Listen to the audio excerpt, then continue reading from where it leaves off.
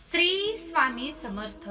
भक्तांनो, देव म्हणत आहे, झोपाळा जेव्हा आपण पुढे ढकलतो तेव्हा तो तसाच पाठीमागेही येत असतो. म्हणजेच प्रत्येक क्रियांची ही प्रतिक्रिया होतच असते. म्हणजेच प्रत्येक कर्माचे फळ हे कधी ना कधी मिळतच असते. नियतीचे नियम हे अटल आहेत, त्यांना कुणीच बदलू शकणार नाहीत. स्वयं ईश्वर देखील त्यांना निर्माण केलेल्या नियतीच्या नियमामध्ये हस्तक्षेप करत नाहीत. म्हणूनच भगवान श्रीकृष्ण साक्षात ईश्वरी अंश असूनही त्यांनी कर्म किंवा इतर कोणत्याही निसर्गाच्या नियमामध्ये हस्तक्षेप केला नाही. यावरून प्रत्येक माणसाने न चुकता कर्माच्या फळाची नुसती अपेक्षा न करता सतत चांगले कर्म करत राहिले पाहिजे. नियती तुम्ही रुजविलेल्या फळांचे कर्माचे फळ नक्कीच देणार आहे. देव म्हणत आहेत, जेव्हा चांगले आणि वाईट यामध्ये पर्याय निवडताना मनाची कोंडी होते तेव्हा कोणता पर्याय निवडावा हे सर्वस्वी आपल्यावर अवलंबून असते.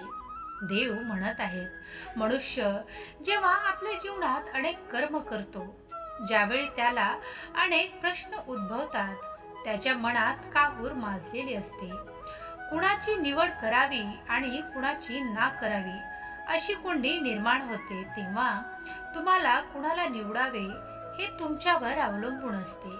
नियती तुम्हाला अनेक पर्याय देत असते, यात तुम्ही गोंधळून जाता. परंतु शेवटी तुम्हाला कुणा एकाला निवडावेच लागते. येथेच तुमची परीक्षा असते आणि या परीक्षेत चुकूनही तुम्ही नापास झालात तर पुढे महाभारतातील कर्ण या योद्ध्यासारखी होईल. सगळं काही माहीत असतानाही त्याने स्वतःचा स्वार्थ निवडला आणि दुष्ट वृत्तीकडून लढण्याची पाळी आली आणि भयानक मृत्यूला त्याला सामोरे जावले. भक्तांनो, देव म्हणत आहेत, असे नाही की कुणी त्याला समजावले नाही. स्वयं श्रीकृष्णांनी त्याला समजावले होते. चांगलं आणि वाईट काय आहे याची जाणीव करून दिली होती. मित्रांनो, कधी कधी मनुष्य प्रेमाच्या आणि उपकाराच्या ओझ्याखाली दबलेला असतो.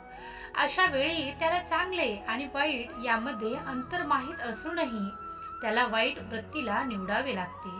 परंतु येथे अशी माणसे चांगले कर्म आणि नैतिक धर्मातून भविष्यात होणारे चांगले ते तो विसरून जातात. त्याला फक्त स्वतः स्वार्थ दिसतो. त्याला फक्त कोणीतरी केलेली मदत आठवते. परंतु येथे तो त्याच्या जन्माचे मुख्य कारणच विसरून जातो आणि शेवटी तो हतबल होऊन दुष्ट प्रवृत्तीसाठी स्वतःचा जीव गमावून बसतो. देव म्हणतात, एक गोष्ट लक्षात ठेवा, नियती हमेशा आपली परीक्षा घेत असते. सतत काही ना काही संकटे आपल्या पुढे टाकत असते. यातून आपण कसं बाहेर पडायचं ही आपली एक धर्म परीक्षाच असते. जे येथून पास होतात ते नक्कीच भविष्यातील गोड फळे खातात. दुसरे आहे भाग्य, जे आपल्याला अनेक पर्याय देतात. मग येथे पर्याय निवडण्याचे काम आपले असते. जर चांगला पर्याय निवडलात तर तुम्हाला संकटांना सामना करावा लागतो, परंतु शेवटी तुम्हाला फळे ही गोडच मिळतील. परंतु तुम्ही त्याच्या उलट केलं तर शेवटी तुम्हाला दंडच प्राप्त होणार आहे. आपले भविष्य हे आपल्याच निवडीवर अवलंबून असते. जर तुमची निवड चांगली असेल तर तुमची कर्मे तुम्हाला चांगलंच देणार. परंतु तुमची निवड चुकीची झाली तर तुम्हाला काहीही सांगण्याची गरज नाही. तुम्ही तेवढे हुशारच आहात. भक्तांनो, देव म्हणत आहेत, निसर्गाचा एक नियम आहे, परिवर्तन अटल आहे. याला कुणीच बदल करू शकत नाही. तरीही मनुष्य सतत परिवर्तनाला घाबरत असतो. तो मान्यच करायला तयार नसतो की जे आज ज्याच्याकडे त्याच्याकडे आहे ते उद्या दुसऱ्या कुणाकडे असेल. तो सतत आपलं करत असतो. त्याला बदल मान्यच नसतो. परंतु असा विचार करणे तुमचा मूर्खपणा आहे. तुमच्या विचार करण्याने जग चालत नाही. जे होणार आहे ते होणारच आहे, त्याला कुणीच बदलू शकणार नाही. सहमत असाल तर होय सहमत आहे असे टाईप करा. आणि अजूनही आपलं हे भक्तिमय चॅनल सबस्क्राईब केलं नसेल तर जरूर सबस्क्राईब करा. देव म्हणत आहेत, तुम्ही इतके नकारात्मक राहणे सोडा. तुम्ही विश्वासात उभे राहावे अशी त्यांची इच्छा आहे. तुम्ही धाडसी आणि धैर्यवान व्हावे अशी त्यांची इच्छा आहे. तुमचा देव कोण आहे हे तुम्ही तुमच्या चिंतेला सांगावे अशी त्यांची इच्छा आहे. तुमच्यावर संशय घेणाऱ्या लोकांसमोर देव तुमची बाजू घ्यायला तयार आहे. देव तो दरवाजा उघडणार आहे यासाठी तुम्ही प्रार्थना करत आहात. हार मानू नका. तुम्ही ज्यासाठी प्रार्थना करत आहात ते मार्गावर आहे. जोपर्यंत तुम्हाला माहित आहे की तुमच्या जीवनाच्या प्रवासात देव तुमच्या सोबत आहे तोपर्यंत तुमच्या विरोधात कोण आहे हे महत्त्वाचं नाही. तुम्ही त्यासाठी प्रार्थना केली होती. त्यासाठी जागा बनवण्यास सुरुवात करा, कारण ते मार्गी लागले आहे. सर्व काही शेवटी कार्य करेल. आपल्याला हे कसे हे माहीत असणे आवश्यक नाही. तुम्ही फक्त देवावर विश्वास ठेवला पाहिजे आणि ते होईल यावर विश्वास ठेवला पाहिजे.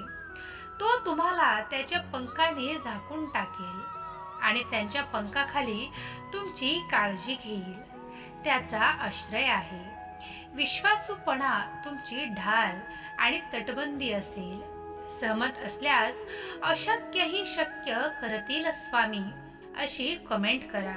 हा संदेश आवडला असेल तर त्यांना उद्या चांगली बातमी मिळेल. परंतु प्रथम देवाचे राज्य आणि त्यांचे नीतिमत्व मिळवा. म्हणजे या सर्व गोष्टी तुम्हाला जोडण्यासाठी प्रार्थना करा. जेव्हा मी घाबरतो तेव्हा तू मला उंच करतोस आणि मला बलवान होण्यास मदत करतोस. जेव्हा माझ्यात आत्मविश्वास कमी असतो तेव्हा तू मला पुढे जाण्यास सामर्थ्य देतोस. मला घाबरण्यासारखे काहीही कारण नाही. तू मला माहित आहेस. मी जिथे जाईन तिथे तू माझ्या सोबत आहेस. देव म्हणत आहे, मी जगाचा प्रकाश आहे. तो प्रकाश मीच करतो. तुला अंधारात चालू देणार नाही तर त्याला जीवनाचा प्रकाश मिळेल. देवाचा संदेश, तुमची परिस्थिती वाईट असेल तर तुम्हाला माझ्यापासून लपवायची गरज नाही. मी इथे तुझ्यासाठी आलो आहे. मी तुझ्यावर प्रेम करतो. सहमत असाल तर आत्ताच आपलं हे भक्तिमय चॅनल सबस्क्राईब करा.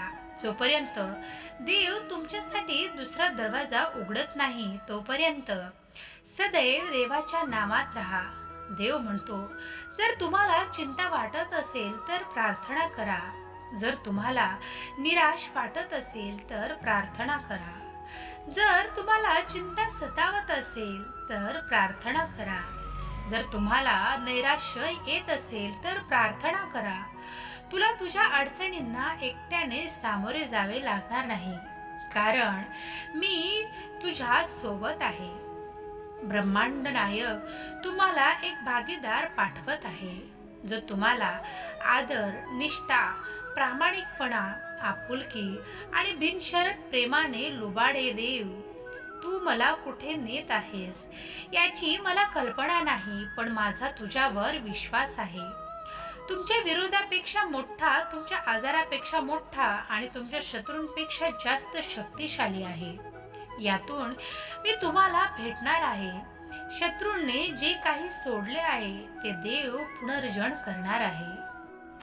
देव तुला सांगत आहे, परमेश्वर तुमच्यासाठी लढेल. तुम्हाला फक्त शांत राहण्याची गरज आहे, कारण तो पराक्रमी आहे. त्याने तुझ्यासाठी महान गोष्टी केल्या आहेत आणि त्यांचे नाव पवित्र आहे. अशी त्यांची इच्छा आहे की तुम्ही धाडसी आणि धैर्यवान व्हावे. तुमचा देव कोण आहे हे तुम्ही तुमच्या समस्यांना सांगावे, अशी त्यांची इच्छा आहे. देव म्हणतो, मी तुमच्या बरोबर शांती सोडतो. माझी शांती मी तुला देतो. जग देते तसे मी तुम्हाला देत नाही. तुमचे अंतःकरण अस्वस्थ होऊ देऊ नका आणि घाबरू नका. मी सदैव तुमच्या सोबत आहे. तुम्ही जे काही कराल ते मनापासून करा, जसे की परमेश्वरासाठी काम करत आहात, मानवी मालकांसाठी नाही.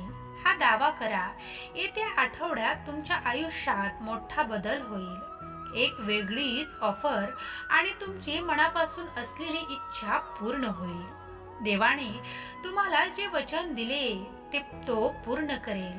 विश्वास गमावू नका. आज तुझ्यासाठी देवाचा संदेश आहे. देव म्हणतो, तुम्ही एकट्यात खूप वेळा रडला आहात, पण आता मी तुम्हाला मोठा आशीर्वाद देण्याच्या तयारीत आहे. ते प्राप्त करण्यासाठी तयार राहा. श्री स्वामी समर्थ. जय जय स्वामी समर्थ. अवधूत चिंतन श्री गुरुदेव दत्त.